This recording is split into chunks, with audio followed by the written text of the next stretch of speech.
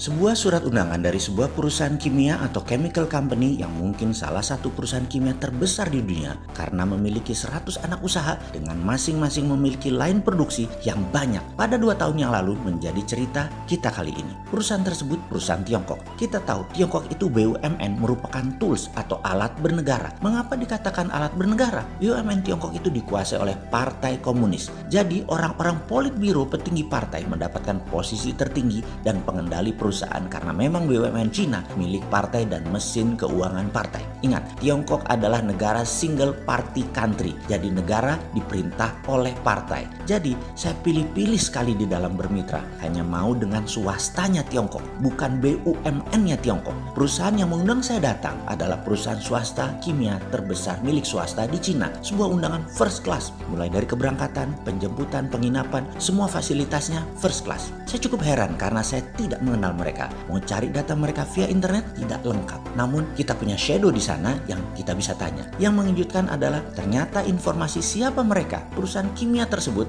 benar dan valid. Saya bukan bertanya pada siapa-siapa, tapi kepada mentor saya, seorang pensiunan marinir yang lama bersama lembaga bayangan internasional. Dia mengatakan, datangi dan selalu bodoh, keep stupid. Tanpa berpikir panjang, saya berangkat. Saya lompati ceritanya. Sampailah di hari terakhir di mana ada acara di luar agenda. Salah satu dari 7 petinggi politbiro PKC Partai Komunis Cina yang posisinya hanya 1 lapis di bawah Xi Jinping minta waktu bertemu dengan saya. Bertemu santai dalam diskusi sambil makan malam. Makan malam pun diatur, disiapkan di puncak gedung tertinggi milik perusahaan tersebut di lantai 52. Mereka memiliki 17 gedung, di mana kantor dan tempat tinggal dibuat berdekatan sehingga karyawan dekat ke kantor, namun pabrik yang 100 ada di seluruh Cina. Dikatakan kalau makan di restoran umum bisa-bisa ada foto atau dokumen-dokumen yang tidak boleh diketahui publik. Jadi makanannya harus di dalam kantor. Lalu di set up dinner tersebut, di mana ada sebuah kebiasaan di Tiongkok. Formasi duduk menunjukkan siapa tamu utama, siapa tuan rumah, dan lain sebagainya. Di sisi utara adalah sisi terhormat. Jadi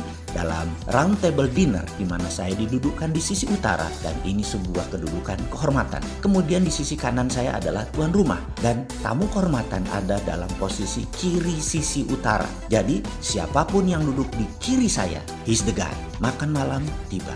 Saya masuk ke ruangan, semua berdiri dan saya duduk di sisi utara. Di sisi kiri saya, bangku masih kosong.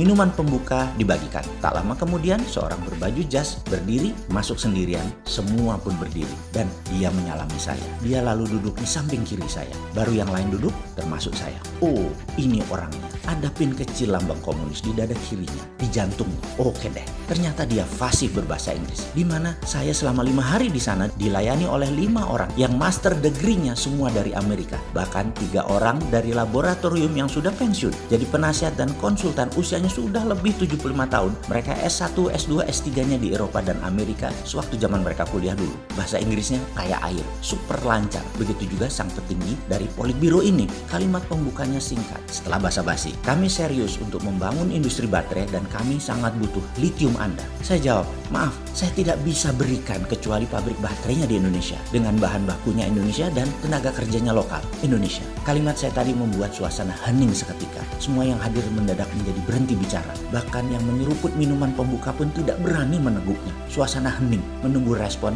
sang pejabat ini. Dia menyadari ketegangan suasana tersebut dan dia mengatakan, ayo makanan dikeluarkan, kita santai saja. Yang tidak serta-merta membuat suasana cair, namun lebih longgar. Dia tidak menengok ke saya, matanya tetap ke depan, ke meja makan. Kata orang saya, litium kamu unik, 99,9% kadarnya ya. Dan produk kamu dikirim dalam bentuk bubuk sebagai lithium oxide. Ini mengejutkan kami karena biasanya solid, artinya kalian mempunyai alat yang berbeda dari pendekatan kami. Betul, saya jawab dengan mengatakan ini bisnis keluarga. Sudah 20 tahun kami lakukan namun skalanya masih garasi rumahan. Diekspor ke Inggris dalam kondisi setengah jadi, masih oxide. Dia kemudian berkata, kami ingin mengendalikan baterai dunia. Berbagai material mineral dunia kami harus kuasai. Demikian arti yang saya tangkap walaupun secara eksplisit, secara perkataan dia tidak mengatakan persis seperti itu. Lalu untuk baterai ini bukan baterai penyimpanan biasa yang hanya bisa menyimpan energi 1 dari 2, tapi bisa menyimpan menyimpan dan menghasilkan 5 dari 2. Ada fusinya, katanya menjelaskan rinci yang saya pahami maksudnya. Misalnya,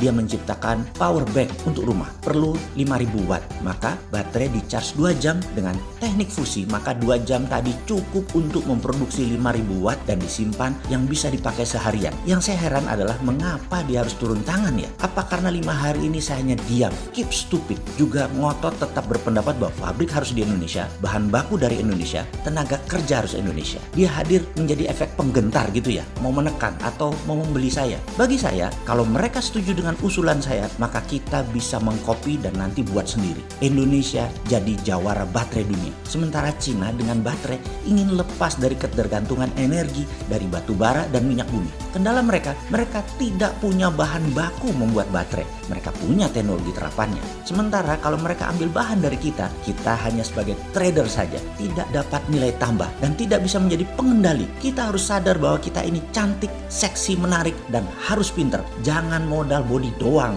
Sudah tahunan kita digituin bangsa lain. Kalau sama si Sontoloyo ini, ya beda, nggak geming urusan NKRI garis lurus. Singkat cerita, di tengah acara makan malam tersebut, sang petinggi berkata, "Oke, kalau begitu kami akan cari cara lain yang membuat semua pihak ketemu di tengah." Kamu pasti setuju kan? Yang saya jawab di bibir, "Yes sir." Namun di hati saya mengatakan, "Nggak bakal cuy, kasih dulu teknologimu, baru kita kasih produk sederhana ini."